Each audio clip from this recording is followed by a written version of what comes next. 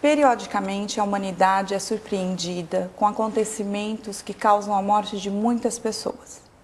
Algumas decorrem de eventos da natureza, como tsunamis, terremotos ou desabamento de terra. Outras já decorrem da ação do homem, como um acidente de avião. Recentemente, nós tivemos em São Paulo um acidente muito grave, onde um avião da TAM se chocou com um prédio. Qual o propósito da divindade nessas mortes coletivas? O egregio codificador da doutrina espírita, Allan Kardec, em O Livro dos Espíritos, na sua terceira parte, A Lei de Destruição, faz uma análise dessas tragédias coletivas e interroga aos benfeitores da humanidade o que pretende a divindade com essas desencarnações coletivas. E para a surpresa de Allan Kardec e de nós outros, os benfeitores disseram que era para fazer a sociedade progredir. O comentário é vasto e nessa mesma questão o codificador pergunta: não teria a divindade outros recursos para promover o progresso dessas pessoas? E os espíritos dizem que sim, e isto acontece através de fenômenos naturais, através de epidemias, através de insucessos de vária ordem. E então Allan Kardec volve à questão, perguntando que se num caso desse, muitos inocentes não são vítimas das circunstâncias. E os benfeitores dizem que não. Porque dentro do Código das Soberanas Leis, somente nos acontece aquilo de que temos necessidade para evoluir. A lei de causa e efeito estabelece os parâmetros não somente dos resgates coletivos, como também das técnicas que induzem os indivíduos a esses resgates de natureza coletiva.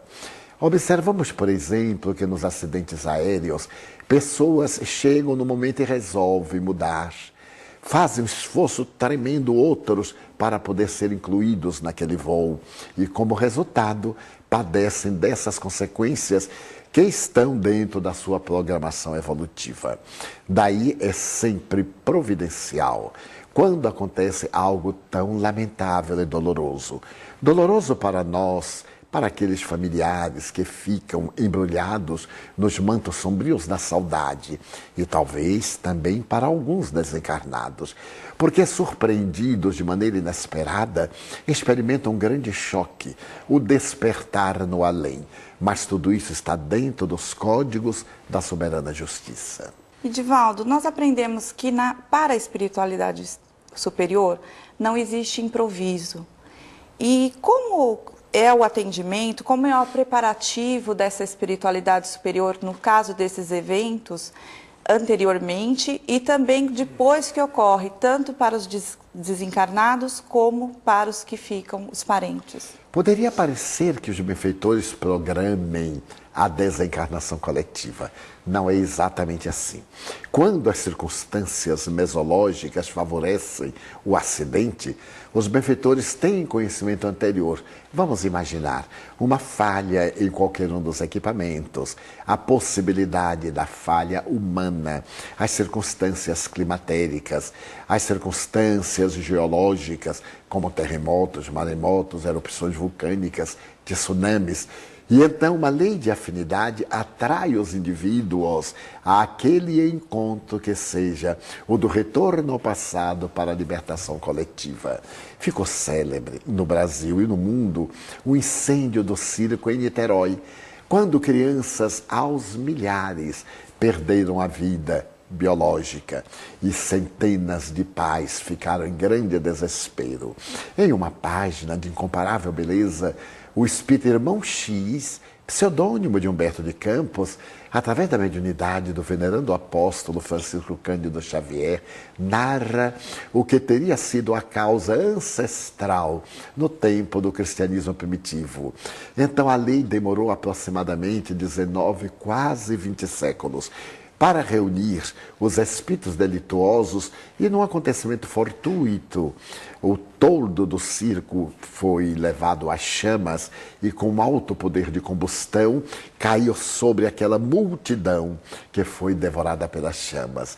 A divindade, portanto, permite que os fatores mesológicos propiciatórios sejam previstos pelos mentores, que também contribuem para reunir todos esses seres que estão vinculados entre si. Então há uma pré-programação. Certo dia, Joana de Ângeles, Espírito, disse-me que o acaso, o improviso nas leis soberanas, seria o resultado de um trabalho muito bem elaborado para dar certo naquele momento que é o objetivo da programação.